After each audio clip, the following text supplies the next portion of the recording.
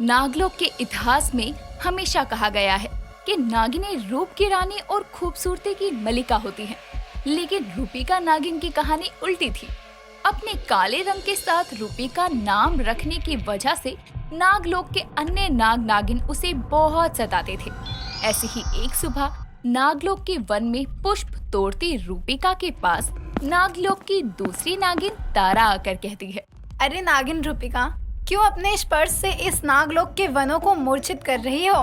तारा नागिन, आप इन पुष्पों की चिंता ना करें। ये तो भोलेनाथ के चरणों में जाकर अपने आप को धन्य कर लेंगे। लेकिन आप अपना सोचिए, ऐसी ऊंची हरकतें करके और दूसरी नागिनों को ऐसे ताने कस के आपका क्या होगा? भोलेनाथ तो आपको अपनी शरण में कभी नहीं रखेंगे। वो तो पूरा नागलोक जानता है कि किसके ऊपर भोलेनाथ की कृपा है और किसके ऊपर नहीं, क्योंकि तुम्हारे अलावा पूरे नागलोक में कोई इतनी काली नागिन है। ऊपर से नाम तुमने रखा है रूपिका, जैसे ना जाने कितने रूपों की मलिका हो। रूपिका जवाब में कुछ बोलती कि इतने में ही वहाँ उसकी माँ नयनतारा आती है, जो कि नागलोक की नागरानी भी थी। उसके आते ही तारा उनसे कहती है, नागरानी को तारा का प्रणाम। नागिन तारा, तुम्हारे पास नागलोक में करने के लिए कोई कार्य नहीं है क्या, जो यहाँ तुम मेरी पुत्री को रूप के ऊपर ज्ञान दे रही हो? भूलो मत, ये रंग रूप भोलेनाथ की देन है। अगर उनको क्रोध आया तो तुमसे तुम्हारा ये रंग रूप छीनने में उनको पल भर का भी समय नहीं लगेगा। नहीं नहीं नागरानी, मुझे क्षमा करे, मैं बस जा ही रही हूँ। इतना बोलकर नागिन तारा वहाँ से अपने सांप रूप में रेंगते हुए चली जाती है। जिसके बाद नयनतारा अपनी पुत्री से कहती है, पुत्री, तुमको नागलोक में नाग नागिन अगर तुम्हारे रंग रूप की वजह से सताते हैं तो तुम मुझको बताया करो, क्यों तुम ये सब सहती हो? माँ, मैं कोई छोटी बच्ची नहीं हूँ जो हर समस्या को लेकर आपके पास चली आऊँ। वैसे भी मुझे अपनी समस्याओं का समाधान खुद करना आना चाहिए। और आप मुझे कितना बचा लेंगी? आपके सामने नहीं, लेकिन आपकी पीठ पीछे पूरा नागलोक मुझे अयोग्य समझता है आपकी पुत्री होने के लिए। क्योंकि वो सच्चाई नहीं जानते हैं, इसलिए तुमने इस नागलोक और यहाँ के नाग नागिन के लिए जो बलिदान दिया है वो कोई नहीं जानता है। और कोई जाने भी ना माँ। रूपिका और नयनतारा आपस में बातें कर रहे थे, लेकिन उनकी ये सारी बातें रूपिका का परम मित्र नक्षेस सुन लेता है, जो खुद से कहता है, कौन से बलिदान की बात कर रही है नागरानी? ये मुझे जानना ही होगा।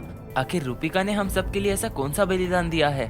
नक्षेस इतना कहकर नागरानी और रूपिका के सामने आता है और नागरानी को प्रणाम करते हुए कहता है, नागरानी और राजकुमारी को मेरा प्रणाम। नक्षेस, तुम यहाँ?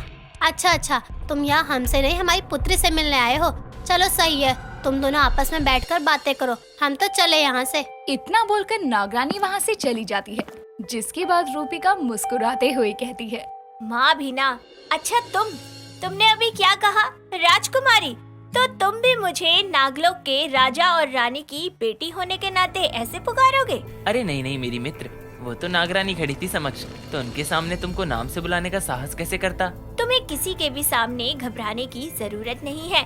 हम तुम्हारी मित्र हैं। तुम हमें किसी भी नाम से बुला सकते हो, किसी भी समय। अच्छा, ये सब छोड़ो और चलो, हमें नाग नागिनों की सभा में जाना है, जहाँ ये तय होने वाला है कि इस बार शिवरात्रि पर भोलेनाथ को जल चढ़ाने और उनकी पूजा करने का सौभाग्य किसे मिलेगा।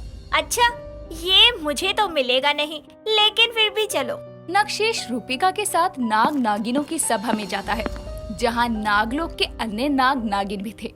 वहीं तारा भी मौजूद थी और रूपिका के आते ही कहती है, लो, आ गई रूप की रानी काली नागिन। तारा की बात सुनकर उसी के पास खड़ी नागिन वृंदा कहती है, नागिन रूपिका, आप इस सभा में आई, हमें इस बात की खुशी हुई, लेकिन आप ये मत समझना कि आप नागराज की पुत्री हैं तो हम आपको बिना मत के ही ये पूजा करने का हक दे देंगे। परंतु मैंने तो कहा ही नहीं कि मुझे ये अवसर दो। मुझे मेरे भोलेनाथ की पूजा करने के लिए किसी अवसर की जरूरत नहीं है।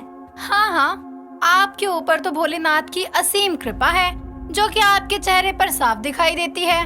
अब अगर ये तुम्हारा ताने कसने का प्रदर्शन पूरा हो गया हो, तो उस चर्चा पर आ जाएं जिसके लिए सब एकत्रित हुए हैं।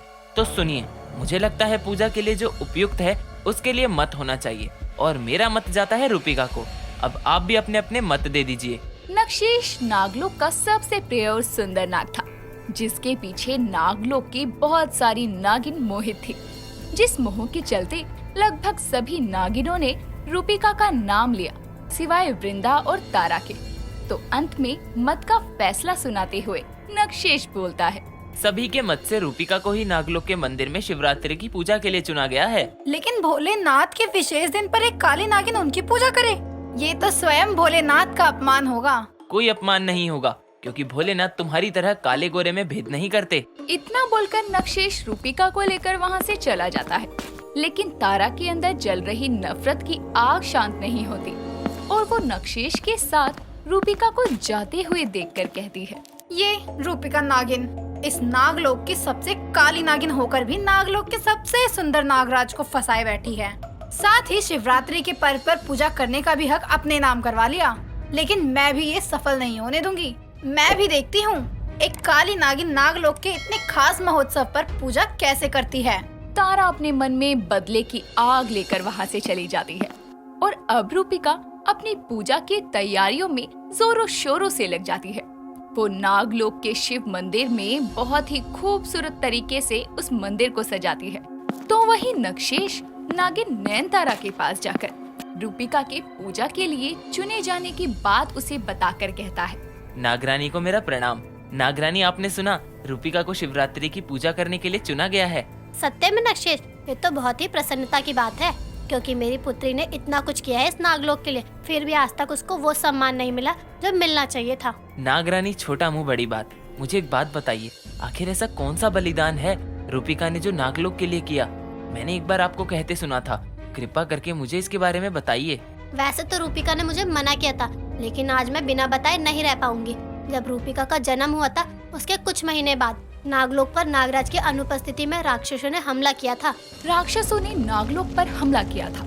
नागराज के ना होने से रानी नयनतारा अकेले ही खुद राक्षसों का सामना कर रही थी। लेकिन तभी युद्ध को स्थिर करके भोलेनाथ प्रकट होते हैं और रानी नयनतारा से कहते हैं, रानी नयनतारा, तुम अकेले इन राक्षसों का सामना नहीं कर पाओगी, इसीलिए मणि की सहायता लो।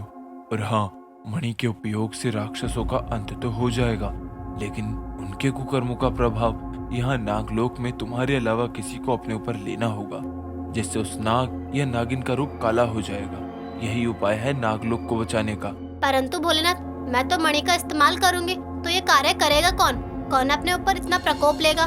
तभी कुछ दूर पालने में लेटी रूपिका ये सब सुनकर अपने अंदर से एक दिव्य ज्योति प्रकट कर अपनी माँ और भोलेनाथ को संकेत देती है, जिस पर भोलेनाथ बोलते हैं, रानी नयनतारा, वो देखिए, आपकी पुत्री ही इस बलिदान के लिए स्वयं तैयार हो गई। नहीं भोलेनाथ, मेरी नन्ही सी पुत्री इस प्रकोप को नहीं झेल पाएगी। वो नागराज और आपकी पुत्री है और नागलोक की भावी रानी, उसमें इसे सहने का साहस है, इसीलिए अब आप जल्दी ही कोई निर्णय लीजिए। इतना बोलकर भोलेनाथ अंतर ध्यान हो जाते हैं और मजबूरन कोई और विकल्प ना होने की वजह से नागरानी को मणि की सहायता से ही युद्ध रोकना पड़ता है, जिसके परिणाम से उसकी चांद से भी ज्यादा खूबसूरत पुत्री काले कोयले के समान रूप की हो जाती है। ये था रूपिका का बलिदान। इतनी छोटी सी उम्र में उसने अपने रूप का बलिदान दिया था। नक्षेश ये सुनकर हैरान हो जाता है। तभी उन दोनों को रूपिका के चिल्लाने की आवाज आती है, जिसके बाद दोनों मंदिर की तरफ भागते हैं, जहां वो देखते हैं कि मंदिर में आग लगी है और रूपिका अंदर है। साथ ही कुछ दूर खड़ी तारा हंस रही है। ये देखकर नक्षेश कहता है, ये सब तुमने किया ना नागिन तारा, मैं तुमको छोड़ूंगा नहीं। मेरी बच्ची, हे भोलेनाथ, बचाओ इसे। इतने में नागलोक के मंदिर की आग अपने आप बुझ जाती है और रूपिका सही सलामत बाहर आती है। तभी अचानक ही तारा के शरीर पर जलने के निशान अपने आप उत्पन्न होते हैं। ये देखकर वो घबरा जाती है। इतने में भोलेनाथ सबके समक्ष प्रकट होकर कहते हैं, मेरे भक्तों के साथ छल करने वाले स्वयं उस परिणाम को झेलेंगे। इस नागलोक में उन नाग नागिनों की भक्ति का मान होगा जो निस्वार्थ भाव से मेरी पूजा अर्चना करेंगे। भोलेनाथ के प्रकट होने से सभी नाग नागिन उन्हें प्रणाम करते हैं, जिसके बाद भोलेनाथ वापस से मूर्ति में अंतर्ध्यान हो जाते हैं। लेकिन उनके वचनों से तारा नागिन की आंखें झुक जाती है और वो नागिन रूपिका से अपने किए की माफी मांगती है। साथ ही उस दिन के बाद से कोई नाग नागिन ना सिर्फ रूपिका नागिन का बल्कि किसी भी नाग नागिन का कोई मजाक नहीं बनाता और इतिहास में पहली बार एक काली नागिन नागलोक की रानी बनती है।